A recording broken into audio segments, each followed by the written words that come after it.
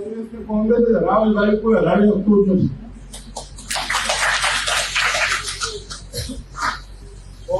કોંગ્રેસ સિવાય બનાસકાંઠાનો ઇતિહાસ જોયો છે. આજ સુધી કોંગ્રેસને જે પણ વિચાર છે કોંગ્રેસના લોકો જ કર્યું છે. બહારના કોઈ લોકો આવું કરતા નથી.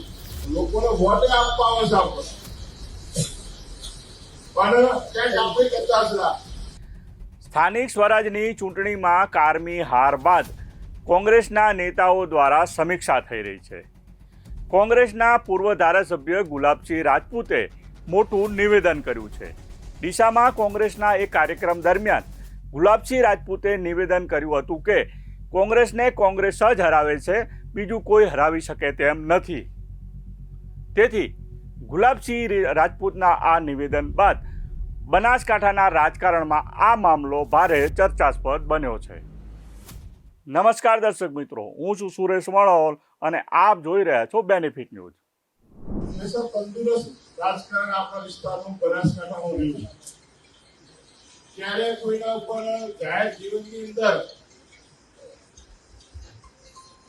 ખોટી ટીકા ટિપ્પણી આપણા વિસ્તારના કોંગ્રેસના ભાજપના કોઈ રાજકારણીઓ કરી નથી. પણ જે રીતે રાજકારણનું સ્તર નિમ્ન કક્ષાનું જાય છે, આ તાલુકા જિલ્લા પંચાયતની ચૂંટણીમાં નરેન્દ્રભાઈ મોદીને આપણા વિસ્તારમાં આવવું પડે, અમિતભાઈ શાહ આવવું પડે, ભાઈ હર્ષભાઈ સંઘવીને આવવું પડે, મુખ્યમંત્રીને આવવું પડે, કેટલાય મંત્રીઓને આવવું પડે. એટલે આટલી નાની ચૂંટણીમાં આપણા કાર્યક્રમને હરાવવા માટે કરીને તમે આયા બે મહિના બધા મંત્રીઓ ખાટલા મિટિંગો કરી, મુખ્યમંત્રી ખરાબમાં 6 કલાક બેઠા. એના પછી તમારે દિશા આવ્યા હતા. હવે સમજો કે આખા ગુજરાતની ચૂંટણી હોય, 6 કલાક એક તાલુકામાં બેઠા, એક જિલ્લામાં આખો દિવસ કાઢ્યો, 34 જિલ્લા હતા, માત્ર આપણા બનાસકાંઠા જિલ્લામાં આખો દિવસ આપવા માટે કરીને આપણે કેટલા મજબૂત છે એ સમજવા. આળસ કંકેરી અને મહેનતમાં લાગવાનું છે. અને આજથી શરૂઆત કરો કે હવે 500 દિવસ રહ્યા છે વિધાનસભાની ચૂંટણી. અને આ 500 દિવસ દરેક કાર્યકર્તા, દરેક આગેવાન, હું પોતે વિધાનસભાની ચૂંટણી લડું છું, એવી રીતે મહેનત કરીએ તો પરિણામ આપવાનું આપવાની વાર લાગવાની નથી. પણ આ તો છેલ્લી ઘડી સુધી ટિકિટની રાહ જોઈએ, છેલ્લી ઘડી સુધી આપણે લોબિંગ કરીએ.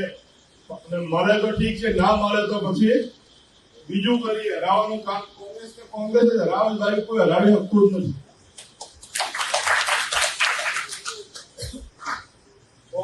કોંગ્રેસ સિવાય બનાસકાંઠાનો ઇતિહાસ જોયો છે. આજ સુધી કોંગ્રેસને જે પણ વિચાર છે કોંગ્રેસના લોકો જ કર્યું છે. બહારના કોઈ લોકો આવું કરતા નથી. લોકોને વોટ આપવા આવે છે આપણે,